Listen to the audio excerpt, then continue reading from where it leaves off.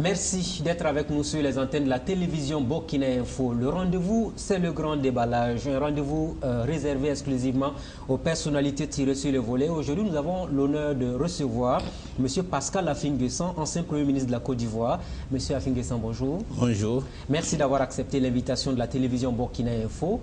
Alors, vous êtes au Burkina Faso dans le cadre du deuxième congrès ordinaire du MPP, le Mouvement du Peuple pour le Progrès. Première question, très simple. Il nous est revenu que vous avez été invité par le président Roch Kaboré. Vous le confirmez?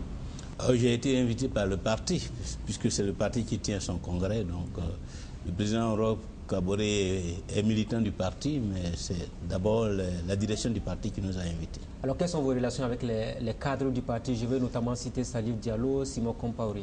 Vous savez que nous avons des relations très très anciennes avec ces personnalités qui, hier, étaient toutes membres du CDP. Donc, ce n'est pas nouveau. Le parti, lui, il est nouveau. Mais les personnalités qui l'animent sont connues sur l'échiquier politique national. Depuis que nous étions dans l'opposition, nous avons noué des rapports très étroits avec les uns et les autres. Donc, ce sont ces rapports qui se poursuivent. Alors, donc, ce sont les anciens rapports de camaraderie qui se poursuivent aujourd'hui? C'est ça. Et qui n'ont pas été altérés par les changements qui sont intervenus au Burkina, dans la mesure où le MPP est un parti social-démocrate. Donc, sur le plan idéologique et politique, nous sommes toujours proches. Sur le plan humain, personnel, nous sommes des amis. Donc, nous continuons de nous voir, de travailler ensemble à raffermir les relations entre nos deux partis, mais aussi, au-delà, à raffermir les relations entre la Côte d'Ivoire et le Burkina. Alors, ce qu'on constate, c'est le paradoxe, hein, parce que quand vous étiez en contact avec les responsables du MPP, ils étaient au CDP, au pouvoir, et vous aussi au niveau du Front populaire ivoirien. Aujourd'hui, vous êtes tombé dans l'opposition politique en Côte d'Ivoire. Quelles sont vos relations avec Zéphirin Diabré, qui est chef de file de l'opposition politique au Burkina? Mais nous avons de bons rapports. Nous nous sommes rencontrés à Philadelphie il y a quelques mois à l'occasion de l'investiture de Hillary Clinton comme candidate du Parti démocrate. Et hier, nous sommes ici, nous avons échangé les contacts, nous maintenons les contacts, nous parlons avec les uns et les autres. Quand vous avez discuté avec Zéphirin Diabré, vous avez parlé de la conquête du pouvoir, vous avez parlé des difficultés que rencontre l'opposition africaine de façon globale?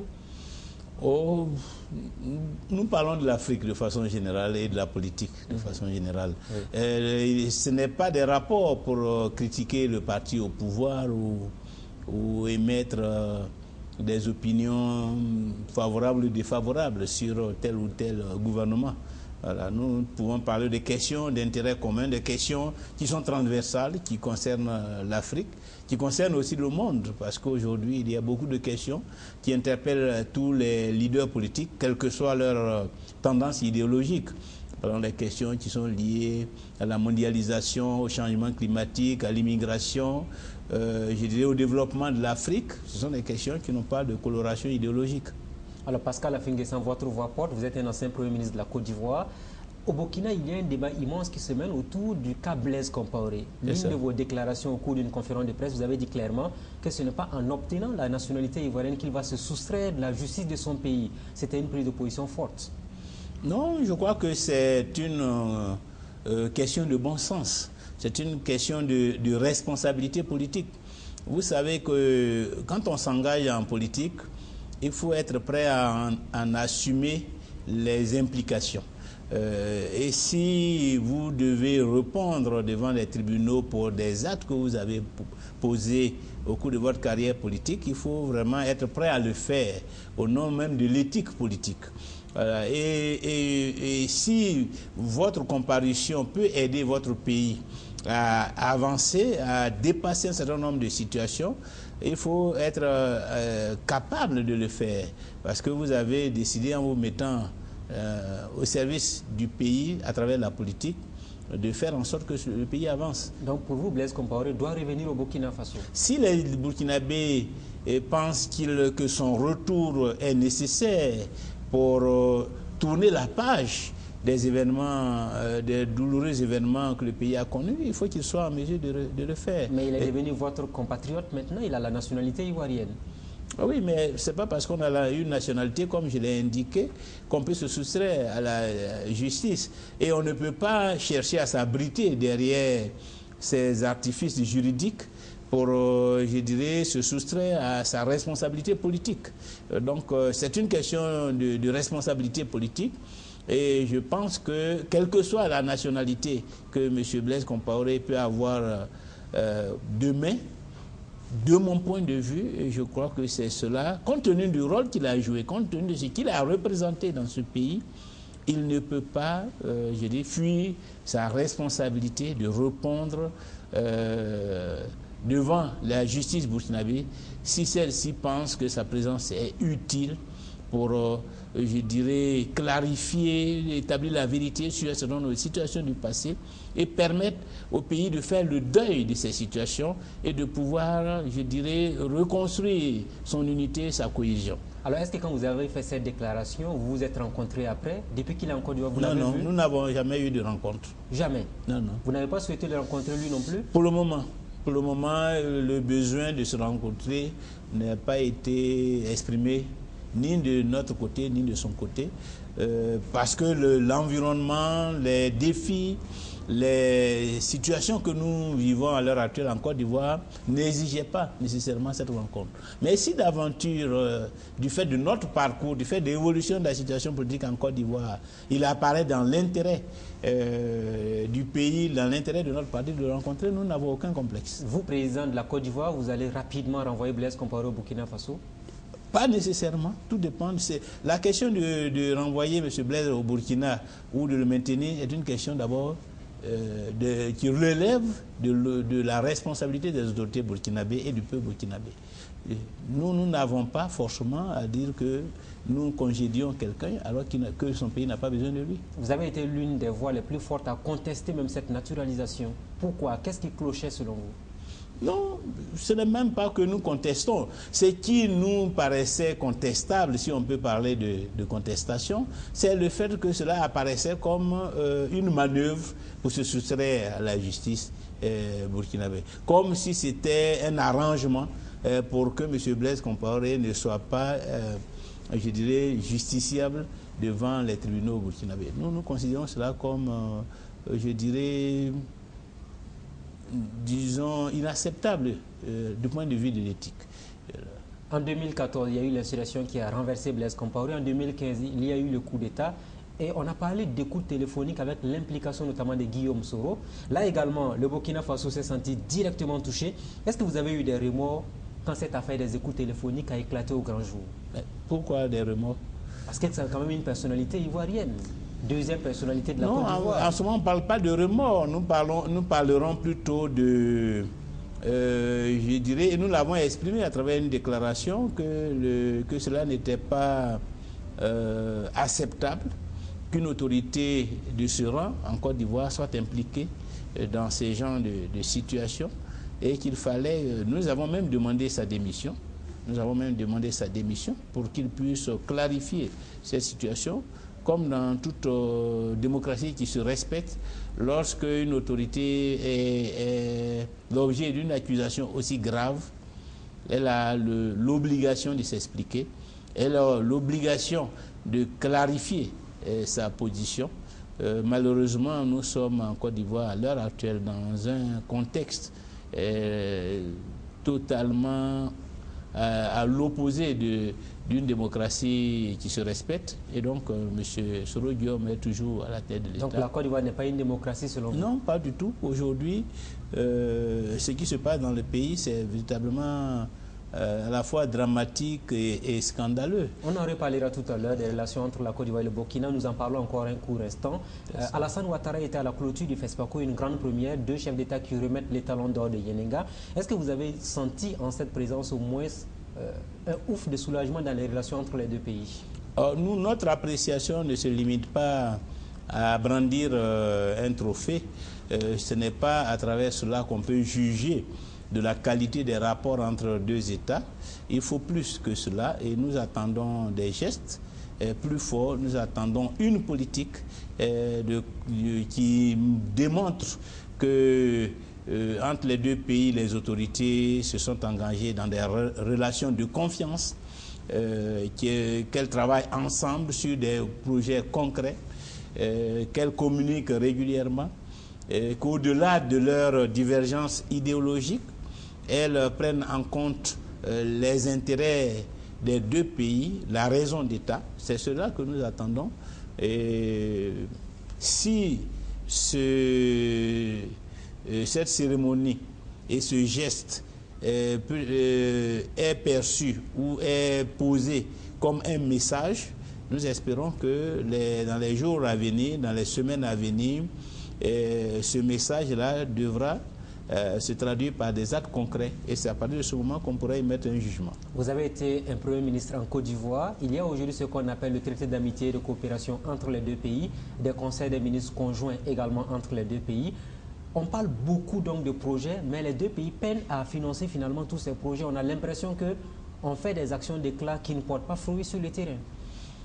Oui, le traité d'amitié date de l'époque du président Laurent Gbagbo, donc il n'est pas connu. Il est la manifestation d'une volonté politique. Il faut que cette volonté politique se concrétise effectivement par des actes. Et je suis d'accord avec vous qu'il faut qu'on ne se contente pas de réunir des conseils, mais qu'il y ait des projets communs, qu'il y ait une volonté commune de travailler à faire en sorte que ce traité-là aboutisse à des avancées dans le développement économique et social des deux pays. Alors, est-ce que le financement pourrait venir de ces deux pays avec notamment les populations qui pourraient être appelées à contribution éventuellement? Mais ça, s'il appartient aux deux gouvernements d'examiner toutes les modalités, tous les mécanismes pour financer les projets. Il y a des mécanismes qui peuvent être bilatéraux à travers des contributions des deux États, mais aussi, ils peuvent aussi recourir à des financements extérieures de banques comme la Banque africaine de développement, la BOAD, la Banque mondiale. Donc, il appartient aux deux États de formuler des projets qui peuvent avoir des financements aussi bien au niveau national comme au niveau international. Alors, on parle de deux pays, Burkina Faso et Côte d'Ivoire. Vous avez dit que c'était pratiquement le même pays, un discours qui a été applaudi par l'ensemble des Burkinabés. Vous êtes basé sur quoi, les liens séculaires entre les deux nations? Oui, mais bien sûr, l'histoire nous rassemble, la géographie aussi, la sociologie, la population. Donc, le destin a voulu que ce soit les deux pays qui se complètent, qui travaillent ensemble. Ce n'est pas uniquement avec le Burkina, mais c'est avec tous les pays de la sous-région, que ce soit avec le Ghana, le Mali, la Guinée, le Libéria. C'est l'histoire qui nous a divisés à travers la colonisation. Il faut que nous ayons la capacité aujourd'hui, étant donné que nous sommes des États indépendants, de transcender ces divisions qui sont liées à des circonstances particulières de notre histoire pour reconstruire notre unité, pour construire un grand ensemble dans la sous-région, pour mutualiser nos moyens, pour fédérer nos énergies et pour faire en sorte que justement nous puissions constituer sur le plan économique un grand marché ouest africain qui donc peut booster l'économie. Sur le plan politique, que nous puissions trouver des cadres pour justement mutualiser aussi nos efforts. Sur le plan sécuritaire, vous voyez ce qui se passe aujourd'hui au Mali et même ici à l'heure actuelle au Burkina comme au Niger. À Grand Bassam aussi. À Grand Bassam. Donc ce sont des situations qui interpellent l'ensemble des pays. Alors, lorsque vous voyez la case du voisin brûlée, il ne faut pas se considérer comme non concerné. Parce que demain, ça peut être votre tour. La menace djihadiste qui est née au nord du Mali peut se retrouver demain, comme cela a été le cas à Grand Bassam, à Abidjan et un peu partout en Côte d'Ivoire. Et donc, il faut aussi que les Ivoiriens se sentent concernés. Mais ce n'est qu'à travers une politique globale, une intégration à la fois politique, économique et sociale, que ces pays-là peuvent faire efficacement face à ce genre de menaces. Comment se fait-il que nos États n'arrivent pas à lutter contre le terrorisme finalement? On a le Burkina, le Mali et le Niger qui sont touchés, tout comme la Côte d'Ivoire aussi. Oui, mais c'est la faiblesse des États. Le vrai problème, c'est que nos pays ont passé beaucoup de temps à dilapider leurs ressources. Ils n'ont pas construit des économies fortes depuis l'indépendance. Donc vous êtes aussi comptable de cette situation puisque vous avez été Premier ministre en Côte d'Ivoire. Oui, mais Premier ministre, maintenant, combien? C'est pas en 18 mois qu'on transforme un système économique. C'est un travail de longue haleine depuis l'indépendance, depuis 1960. Beaucoup de ressources ont été gaspillées à travers la corruption, à travers des chantiers qui n'avaient aucune incidence économique. Et pendant ce temps, la population augmentait et donc la pauvreté s'est installée. Les moyens de l'État sont devenus insuffisants pour couvrir les besoins sociaux et donc pour investir dans la sécurité, pour investir dans les infrastructures.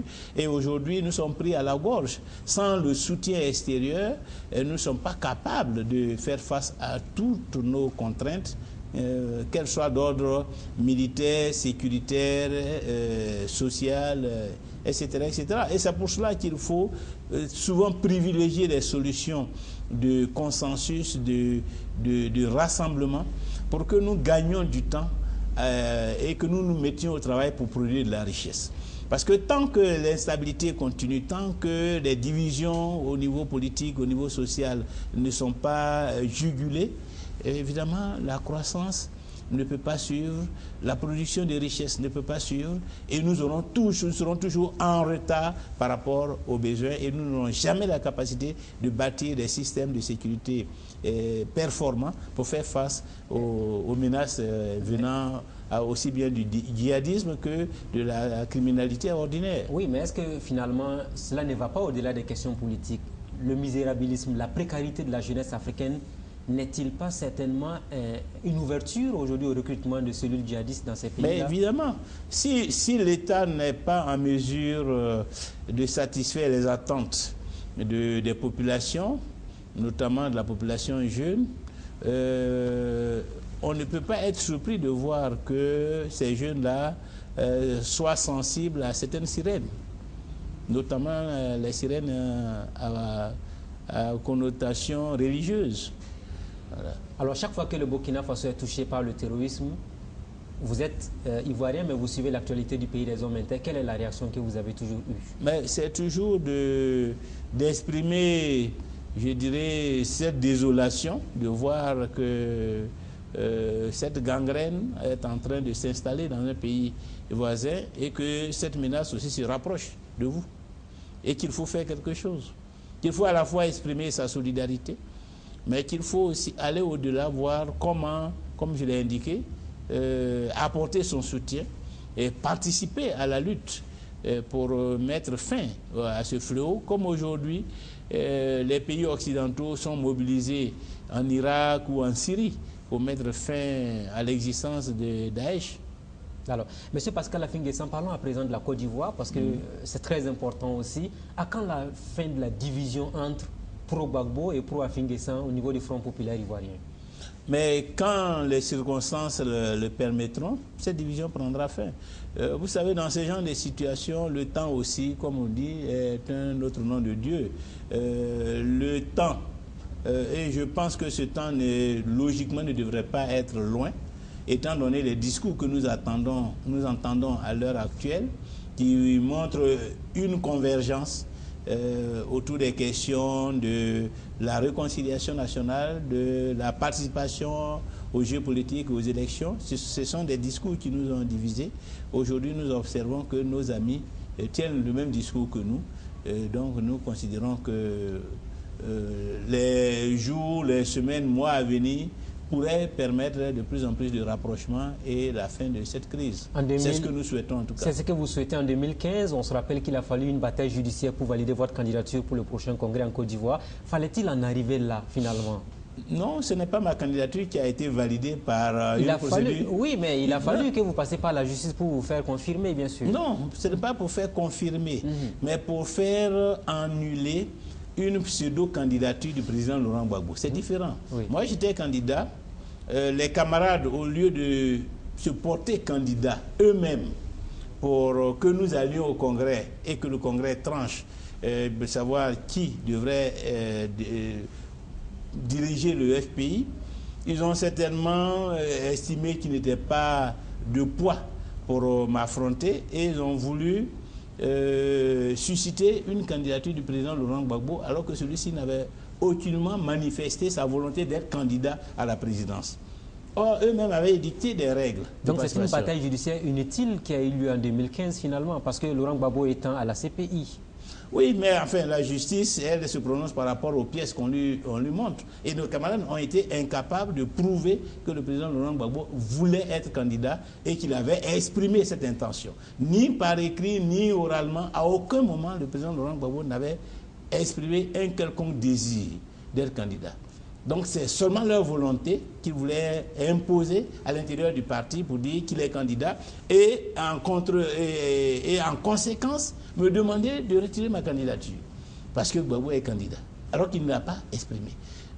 Je leur ai dit, mais je suis le président du parti. Si le président Gbagbo, même en supposant qu'il ait envie de prendre la direction du parti, il n'a même pas besoin de faire acte de candidature.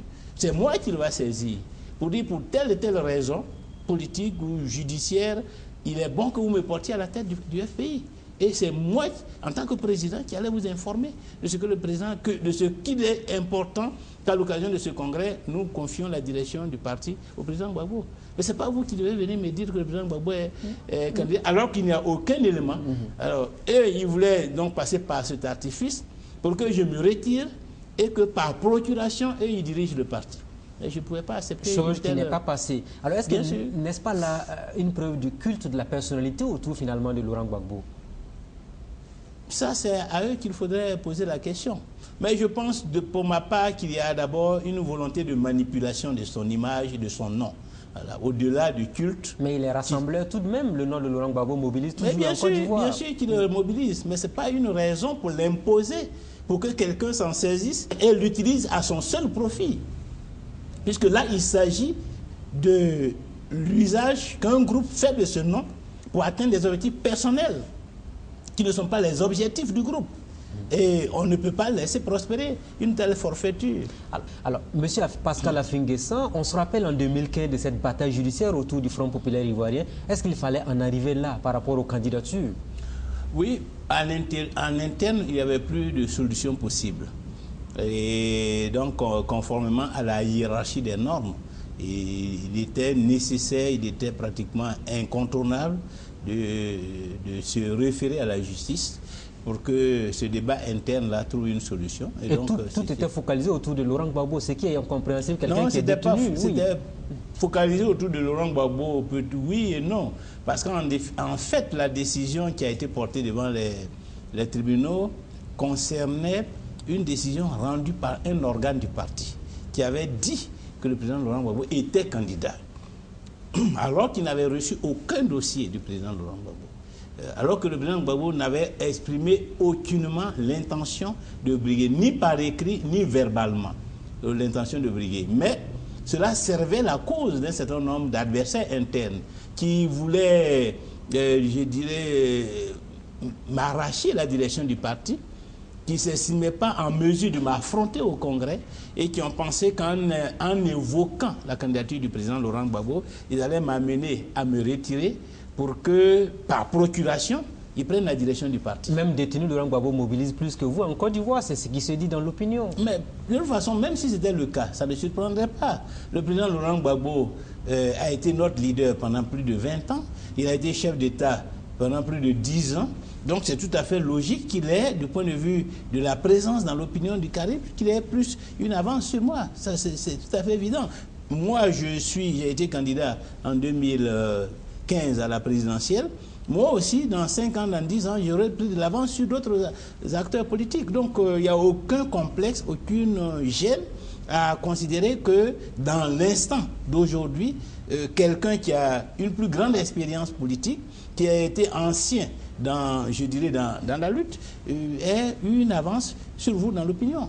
Est-ce là le culte de la personnalité autour de Laurent Gbagbo finalement? Parce que dans les partis politiques en Afrique, quand on s'accroche à un leader, on ne veut plus jamais se débarrasser de son image, même si la personne est en difficulté.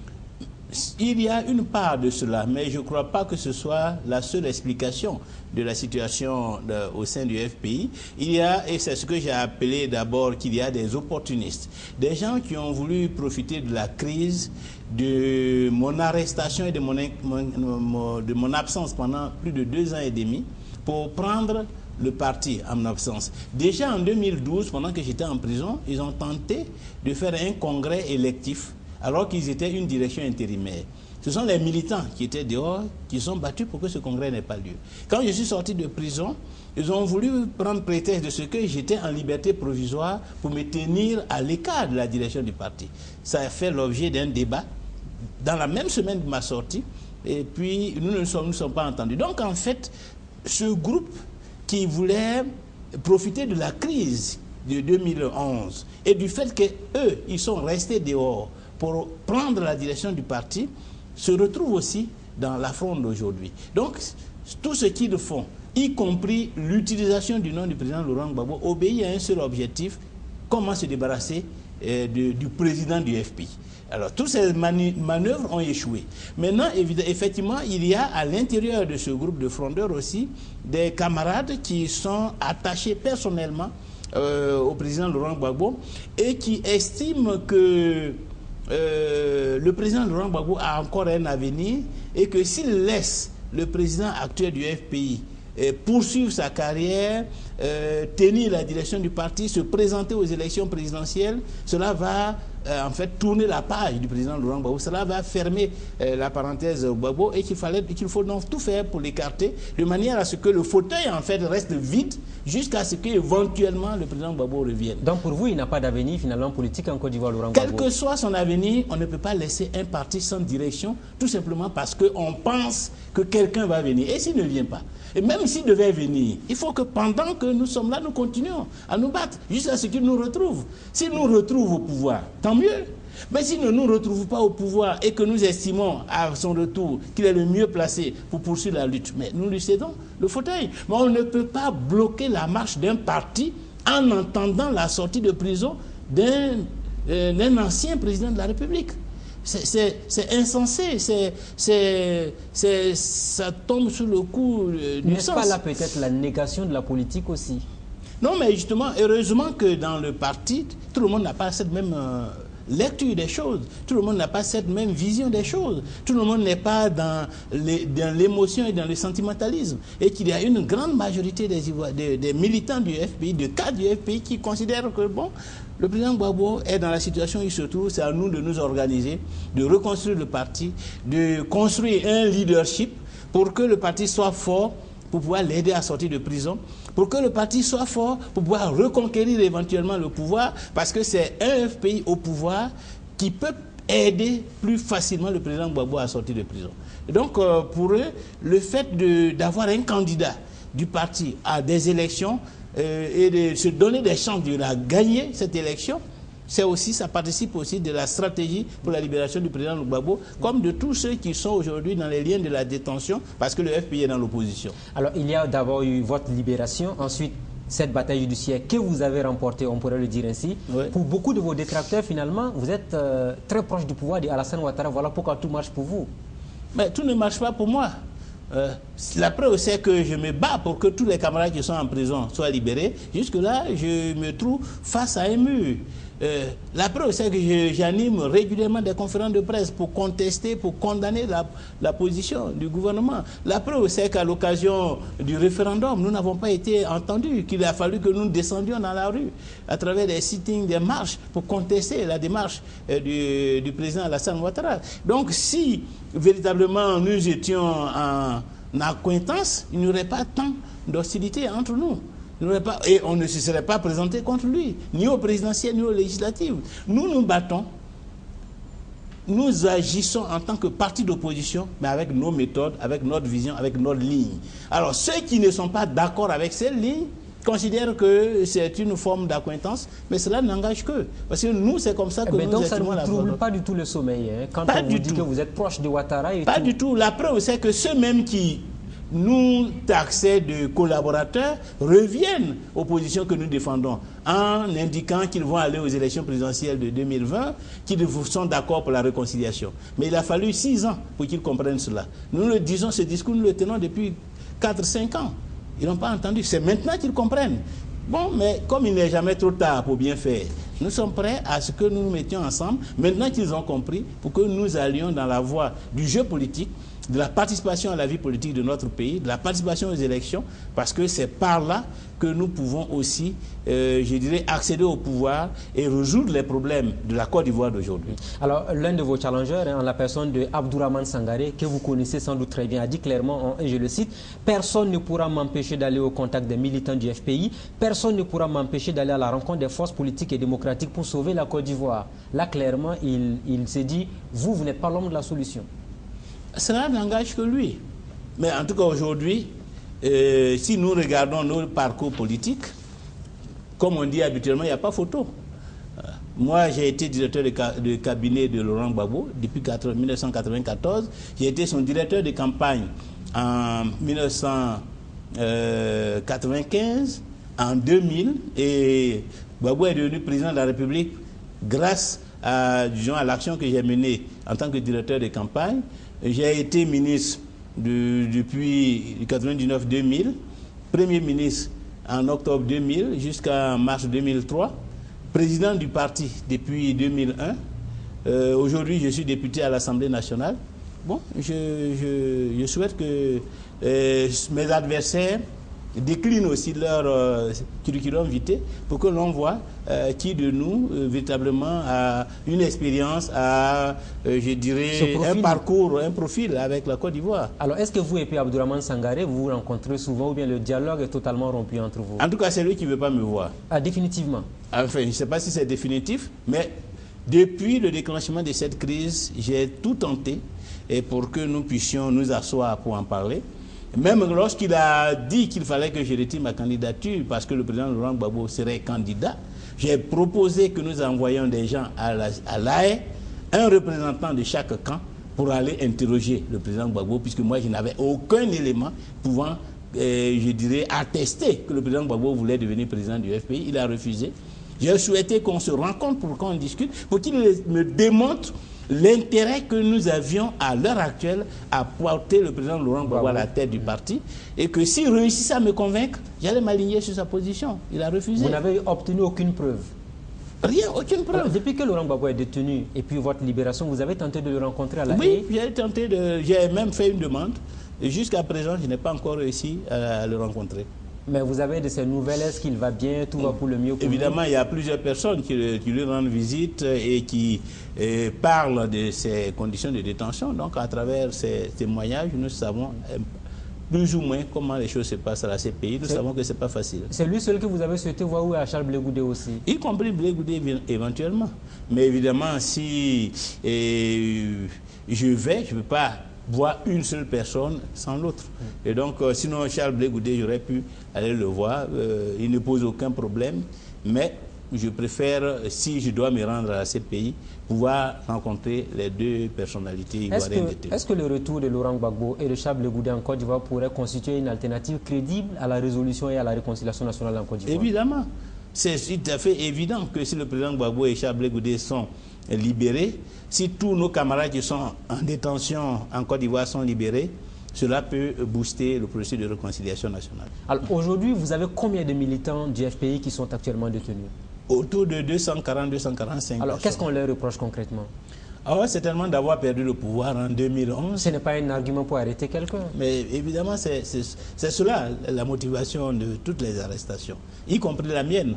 En avril 2011. Voilà qui est intéressant. Parlons à présent des péripéties même de votre libération. Qu'est-ce que vous avez obtenu? Qu'est-ce qui a poussé la justice ivoirienne à vous donner cette liberté provisoire? Est-ce qu'on vous a demandé de signer un compromis éventuel avec le pouvoir? Non, pas du tout.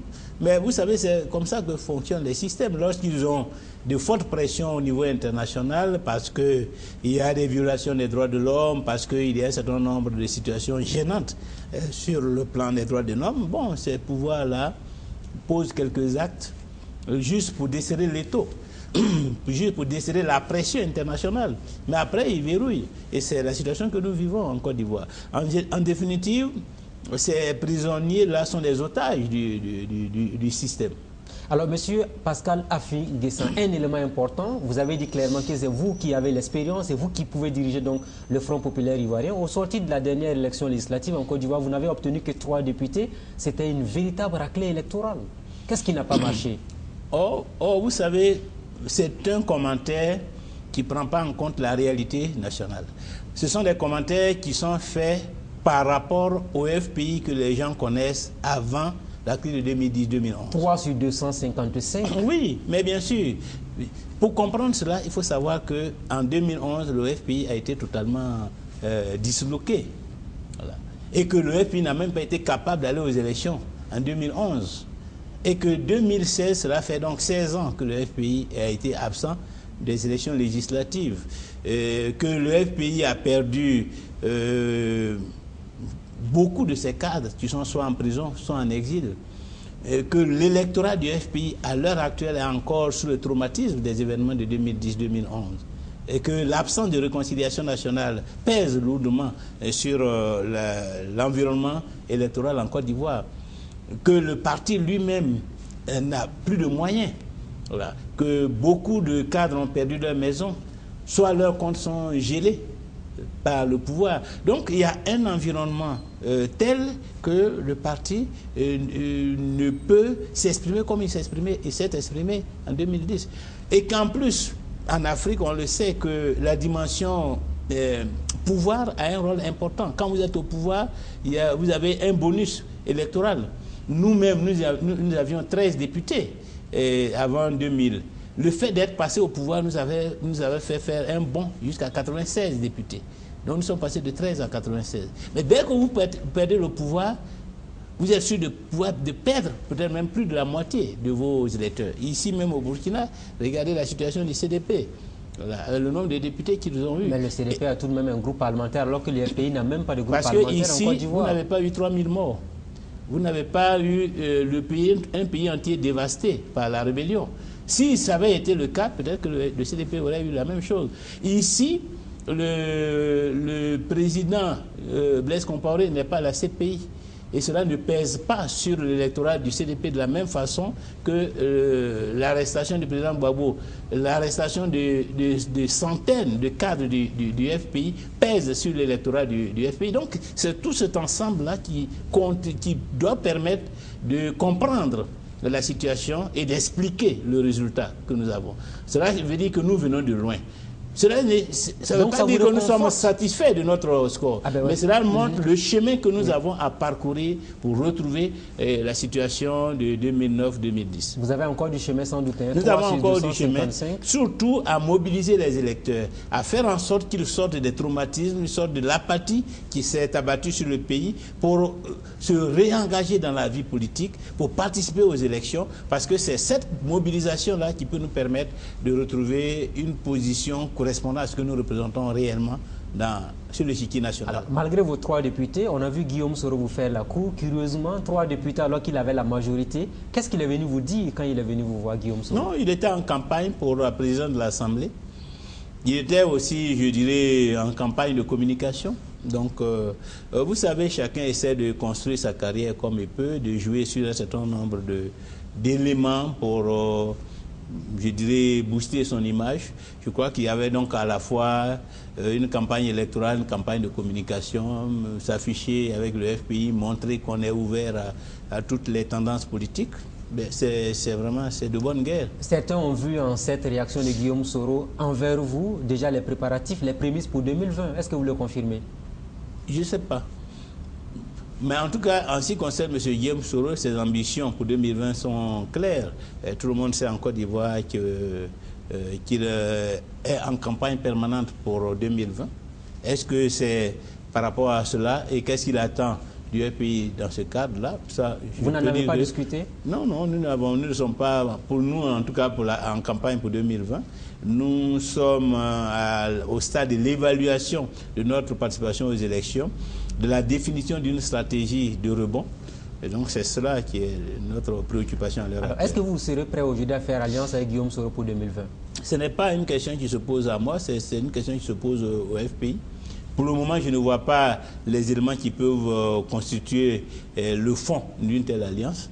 Mais dans tous les cas, c'est au FPI qu'il appartiendra de se prononcer si d'aventure une telle situation se présentait. Alors quand on regarde un peu la situation géographique et politique, géostratégique en Côte d'Ivoire, aucun parti ne peut à lui seul remporter l'élection présidentielle, il faut des alliances. Est-ce qu'au niveau du FPI, vous y pensez aujourd'hui? Bien sûr, nous y pensons toujours.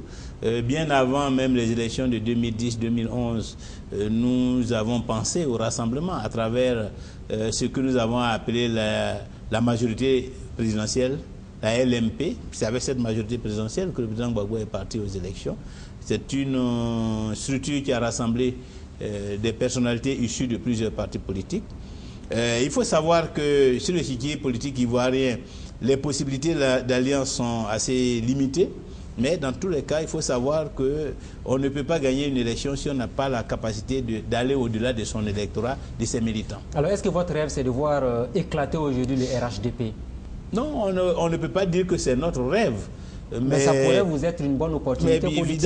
Évidemment, notre ambition aussi, c'est au-delà de l'éclatement de la structure, de pouvoir mobiliser des électeurs dessus du RHDP. Et je sais qu'à l'heure actuelle, ils sont nombreux. Maintenant, si ce travail de mobilisation est renforcé par des divisions, ce qui est tout à fait dans la logique des choses, parce que forcément, cette coalition devra connaître sa crise. Nous pensons qu'elle surviendra avant 2020. Donc, si évidemment une telle éventualité se présente, bon, nous verrons comment capitaliser cela aussi. Alors, M. Pascal Afingessant, est-ce qu'aujourd'hui, les multiples grèves dans la fonction publique, on a vu le monde de l'éducation qui a été paralysé pendant plusieurs mois, vous avez également les mutineries, est-ce que tout cela représente de bonnes affaires politiques pour vous? Voir que le pouvoir Ouattara est confronté à d'énormes difficultés. Non, il ne faut pas être cynique. Nous ne sommes pas cyniques. Nous ne voulons pas progresser à travers le drame des Ivoiriens. Mais il faut savoir que ces manifestations, ces troubles sociaux montrent bien que le pouvoir a du mal à convaincre, a du mal à satisfaire les attentes de nos compatriotes. Il nous appartient d'en tenir compte et de savoir, je dirais, formuler des propositions alternatives, capitaliser ce sentiment d'insatisfaction pour voir comment, à l'occasion des échéances à venir, nous pouvons faire en sorte que les Ivoiriens portent leur choix sur notre parti et sur nos candidats. Alors en septembre 2016, nous étions du côté de la Côte d'Ivoire. Nous avons pu rencontrer beaucoup de jeunes. La déception a pris forme au sein de la population ivoirienne. Il y en a même qui craignent aujourd'hui le spectre des événements de 2010-2011. Est-ce que vous avez les mêmes appréhensions sur 2020 en Côte d'Ivoire? Évidemment, ce sont des appréhensions fondées, étant donné que le pays, ou du moins le pouvoir, a obstinément refusé d'aller à la réconciliation, de faire le deuil, de permettre aux Ivoiriens de faire le deuil des événements de 2010-2011. Est-ce qu'on peut se réconcilier sur des cadavres?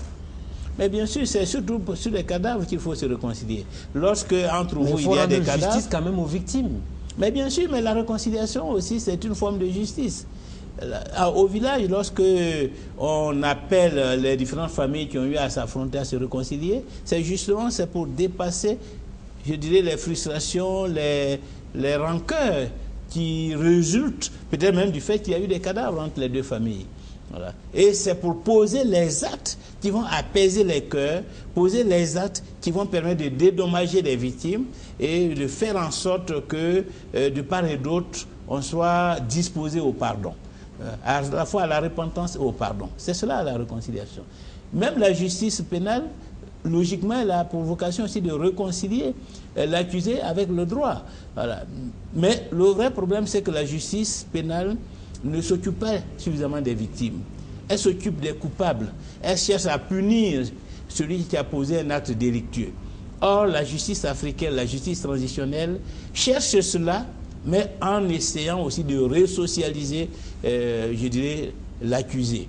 De faire en sorte que les décisions qui vont en sortir ne créent pas une rupture, mais permettent au contraire à la victime et à celui qu'on peut considérer comme le bourreau de pouvoir revivre ensemble dans la même communauté. Donc il faut en un mot la réconciliation nationale en Côte d'Ivoire pour éviter une crise en 2020 après Ouattara. Il faut nécessairement la réconciliation nationale pour donner une chance au pays de repartir. Parce que ce n'est pas seulement les élections à venir, mais c'est la vie quotidienne, c'est la construction nationale, c'est la mobilisation des Ivoiriens dans le projet politique. Voilà. C'est la légitimation des institutions. Un pays où les gens refusent d'aller aux élections et où à l'occasion des élections législatives, vous avez des taux de participation de 10 à 15%, ça pose un problème grave de mobilisation sociale et de désaffection de la population. Et donc, c'est l'avenir même du pays qui est en jeu à travers la réconciliation nationale. Et c'est pourquoi il faut l'organiser, parce que c'est comme ça qu'on peut apaiser les cœurs, qu'on peut reconstruire les fondamentaux de l'État, qu'on peut restaurer les libertés de la démocratie et que les Ivoiriens peuvent vraiment participer, voilà, participer à la vie dans l'unité, je dirais, dans la fraternité. Alors, on est pratiquement en fin d'émission. J'ai une ultime question pour vous. Vous allez répondre par oui ou par non. Pascal Affi-N'Guessan, vous avez des millions de téléspectateurs du Burkina et de la Côte d'Ivoire qui vous regardent sur Burkina Info. Est-ce que vous serez candidat à la présidentielle de 2020 en Côte d'Ivoire? Ce sont les militants du FPI qui le décident. Tout le temps, vous dites les militants, alors qu'on sait que vous avez un moyen de pression sur les militants. Vous pouvez avoir des ambitions. C'est le même argument que tous les acteurs politiques, même au Burkina, tiennent. Parce que c'est cela qui est la vérité. Oui. Vous ne pouvez pas faire comme si le parti est votre propriété privée. Si c'est votre affaire personnelle, vous pouvez dire oui ou non. Mais quand c'est vous avez l'ambition? Mais bien évidemment, j'ai été candidat en 2015. Donc j'ai l'ambition d'être encore candidat en 2020. Est-ce que vous pensez que vous, Pascal Affi-N'Guessan, vous êtes capable de battre le candidat du RHDP en 2020? Oui. Oui. Ahmed Bakayoko ou Guillaume Soro, qui vous aurez préféré? Je n'ai aucune préférence. Quel que soit le candidat du RHDP, personnellement, je suis prêt à l'affronter et je sais que j'ai toutes les armes pour le vaincre. Vous serez prêt à aller voir Henri Konan Bédié pour discuter avec lui éventuellement de 2020? Mais évidemment. C'est un leader politique national. Il gère un parti important. Si l'intérêt de notre parti, du Front populaire ivoirien, et l'intérêt de la Côte d'Ivoire réside dans une discussion avec M. Henri Konan Bédié, j'irai le voir. Je suis prêt à voir tous ceux qui peuvent avoir une influence sur l'avenir de la Côte d'Ivoire et avec lesquels une discussion peut permettre de faire avancer les choses. On va se donner rendez-vous en 2020. On va venir voir ce qui sera donc le score de Pascal Affi-N'Guessan éventuellement si sa candidature a été validée par le FPI. Merci. Merci bien, M. Pascal Affi-N'Guessan, ancien Premier ministre de Côte d'Ivoire, député à l'Assemblée nationale ivoirienne. Il était l'invité de l'émission Le Grand Déballage sur Burkina Info TV. Très bonne suite de programme à tous et à toutes et à très vite sur nos antennes.